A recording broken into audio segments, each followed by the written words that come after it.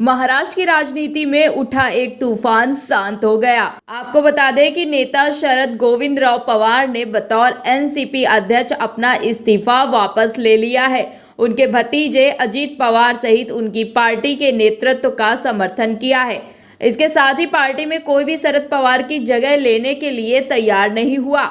प्रफुल्ल पटेल, छगन भुजबल, जयंत पाटिल, यहां तक कि उनकी बेटी सुप्रिया सुले भी पार्टी के राष्ट्रीय अध्यक्ष के रूप में अपने पिता की जगह लेने के लिए तैयार नहीं हुई।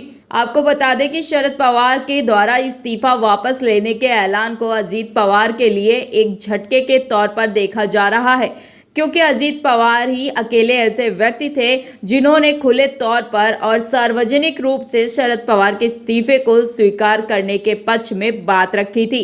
उन्होंने इसके लिए उनकी उम्र और स्वास्थ्य का हवाला भी दिया था।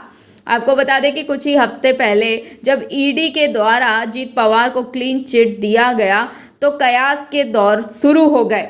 यह एक रहस्य अभी भी बना हुआ है कि अजीत पवार महाराष्ट्र में भाजपा सरकार में शामिल होने के बारे में विचार कर रहे थे।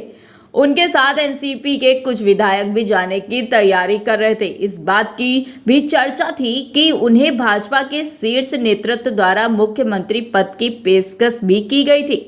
कई नेताओं ने शरद पवार को भी यह समझाने की कोशिश की कि पार्टी के लिए सबसे अच्छा यही होगा कि महाराष्ट्र में भाजपा को समर्थन दे, लेकिन शरद पवार ने साफ कह दिया कि वह कहीं जाने के मूड में नहीं है। वहीं महाराष्ट्र में भाजपा की नजरें दो क्षेत्रीय दलों पर है। वहीं शिवसेना को तोड़ने में भगवा पार्टी सफल रही।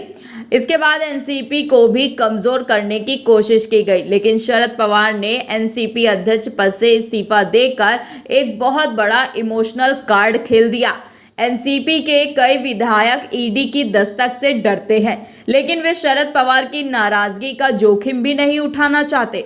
उनके पास अपना राजनीतिक भविष्य सुरक्षित करने की भी एक चुनौती है। आपको बता दें कि अजीत पवार भले ही भाजपा के पास चले जाए, एनसीपी कार्यकर्ता और समर्थकों की सहानुभूति शरद पवार के साथ अधिक होने की संभावना है। वहीं अजीत पवार संगठन के आदमी है, मेहनती भी है और कई विधायक उनके प्रति अपनी निष्ठा भी रखते हैं, लेकिन क्या वो अपने चाचा को चुनौती दे पाएंगे? फिलहाल इसका अंदाजा अभी किसी को भी नहीं है। वहीं सबकी निगाहें एकनाथ शिंदे समेत शिवसेना के 16 विधायकों के अयोग्य मामले में सुप्रीम कोर्ट के कुछ दिनों में आने वाले फैसले पर टिकी है। वहीं विधायकों की अयोग्यता के बाद भी सरकार के पास बहुमत होगा, लेकिन बीजेपी की निगाहें 2024 पर ज्यादा टिकी है। ब्यूरो रिपोर्ट, स्वदेश 24।